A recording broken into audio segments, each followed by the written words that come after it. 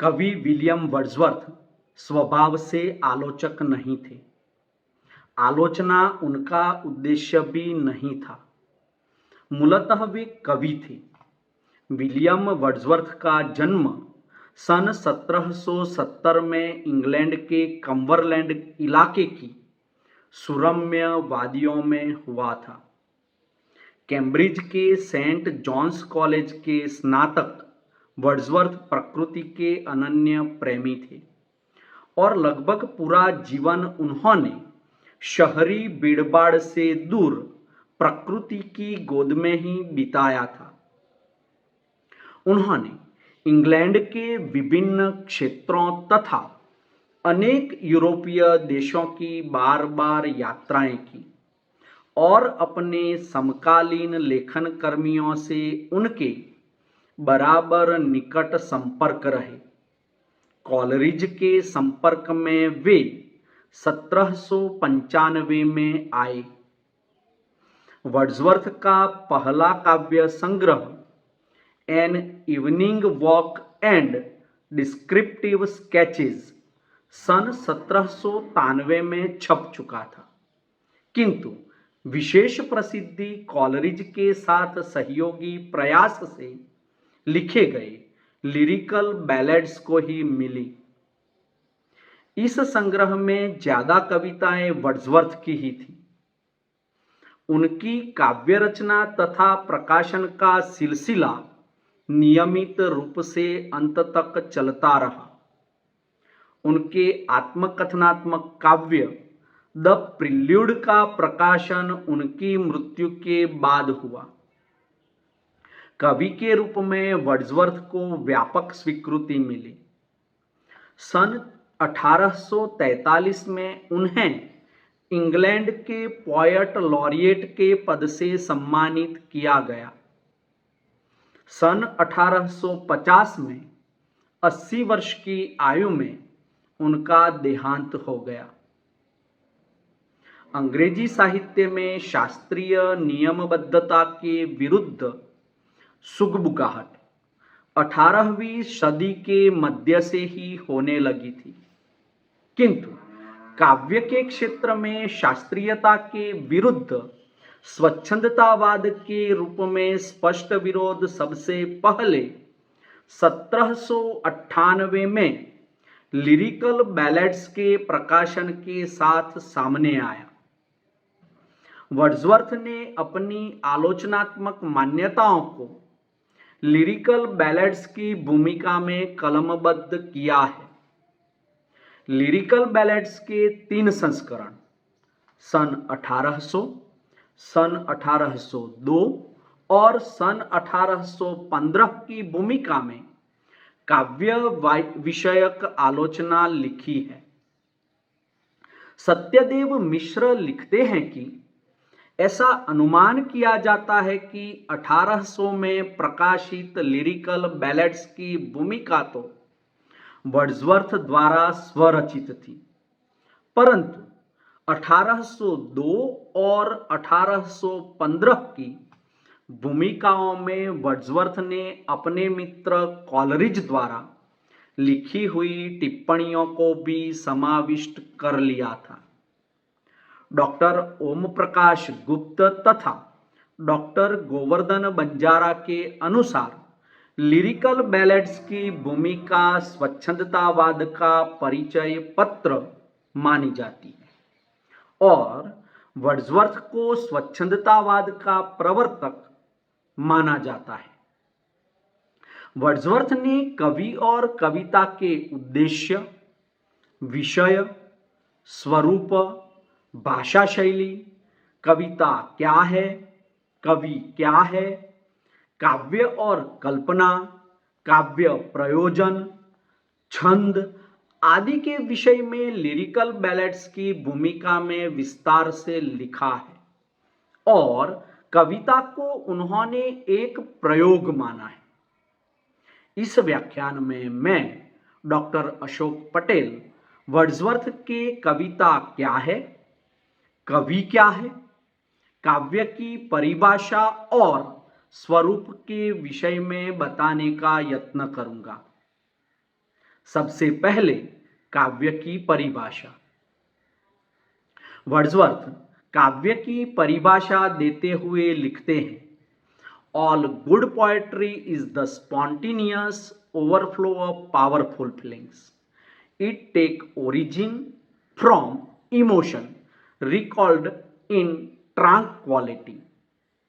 साहित्य शास्त्र भारतीय और पाश्चात्य में डॉक्टर ओम प्रकाश गुप्त तथा डॉक्टर गोवर्धन बंजारा इस परिभाषा का अर्थ इस प्रकार करते हुए लिखते हैं कि श्रेष्ठ कविता बलवती भावनाओं का स्वतः स्फूर्त उच्छलन है और उसका उद्भव शांति के क्षणों में स्मरण करते हुए आवेगों से होता है।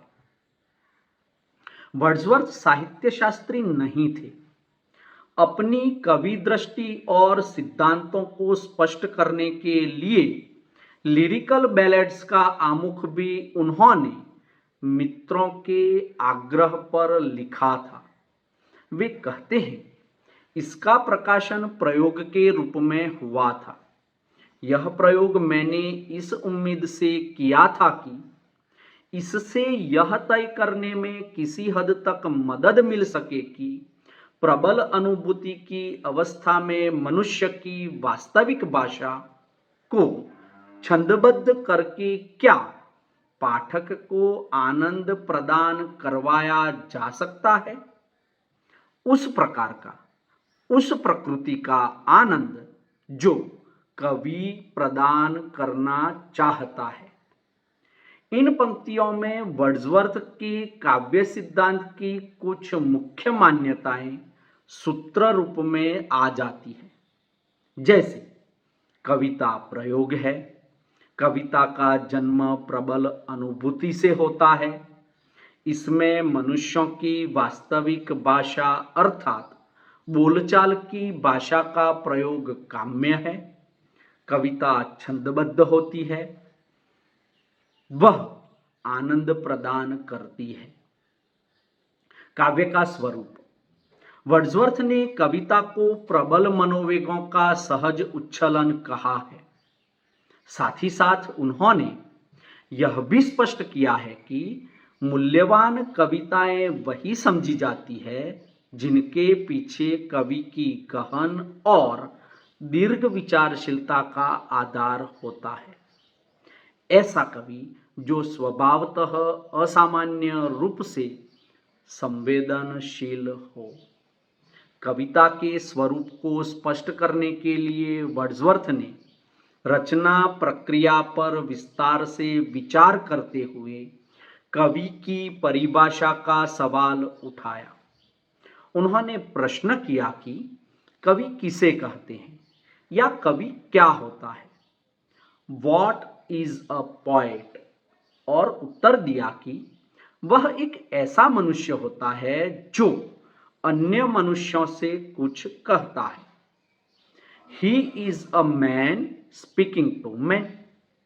उन्होंने आगे जोड़ा कि यह सच है कि वह मनुष्य होता है, पर वह ऐसा मनुष्य होता है जिसके पास अधिक जीवंत अनुभवशीलता, अधिक ऊर्जा और संवेदनशीलता होती है, जिसे सामान्य मानव समुदाय की अपेक्षा मानव प्रकृति की अधिक जानकारी होती है और उसकी आत्मा अधिक विशद होती है। वह राग और बोध दोनों में सामान्य से विशिष्ट और सृजन की क्षमताओं से संपन्न होता है। वर्ड्सवर्थ कविता को प्रबल मनोवेगों का सहज उच्छलन भर नहीं मानते।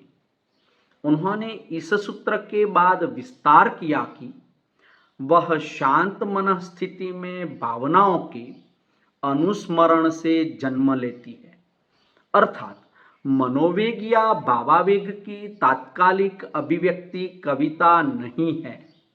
मनोवेग और अभिव्यक्ति के बीच शांत मनस्थिति में अनुस्मरण की प्रक्रिया में उन भावनाओं को पुनः संजोकर अभिव्यक्त करने पर काव्य सृजन की प्रक्रिया पूरी होती है। उनके इस विवेचन में महत्वपूर्ण यह है कि स्वच्छंदतावादी चेतना के अनुरूप उन्होंने कविता में भावना की प्रधानता पर बल दिया है। इस प्रकार की भावना प्रधान कविता का लक्ष्य पाठकों को मनोरंजन के अर्थ में आनंद प्रदान करना नहीं होता। वर्ड्सवर्थ के अनुसार कविता अथ से इति तक संपूर्ण ज्ञान है। ज्ञान की व्याख्या उन्होंने दो रूपों में की है। एक तो दार्शनिक रूप में, जहां वे कविता का लक्ष्य सत्य मानते हैं और वह भी वैयक्तिक और स्थानीय नहीं वरन व्यापक और व्यावहारिक स्तर पर। यह बात अलग है कि उन्होंने इसके लिए बाह्य साक्ष्य को अनिवार्य न मानकर स्थापना की कि यह अपना साक्ष्य स्वयं ही होता है। उनका कहना था, कविता में वर्णित कार्य एवं स्थिति भावना के महत्व को प्रदान नहीं करती, बल्कि भावना कार्य और स्थिति के महत्व का कारण होती है। ज्ञान की दूसरे स्तर पर स्वीकृति उन्होंने आधुनिक कविता के क्षेत्र में वैज्ञानिक आविष्कारों को विषय के रूप में स्वीकार करके की। वर्ड्सवर्थ ने इंग्लैंड की औद्योगिक क्रांति और फ्रांस की जनक्रांति दोनों का मुक्त कंठ से स्वागत किया। उन्होंने एक और इन्हें सामंती मूल्यों के विरुद्ध विराट विद्रोह के रूप में देखा और दूसरी ओर नए युग की शुरुआत के रूप में।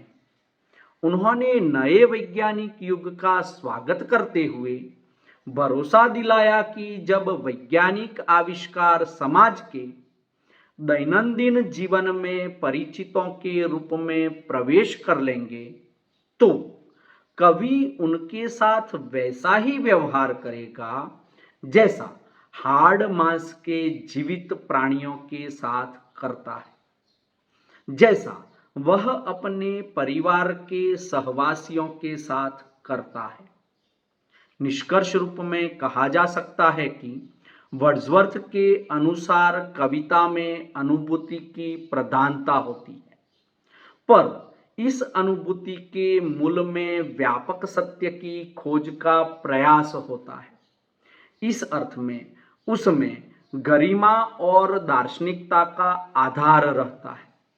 इसके लिए कवि का चिंतनशील होना अनिवार्य है, तभी वह पाठकों को उच्च कोटि का आनंद प्रदान करने के उद्देश्य में सफल होता है।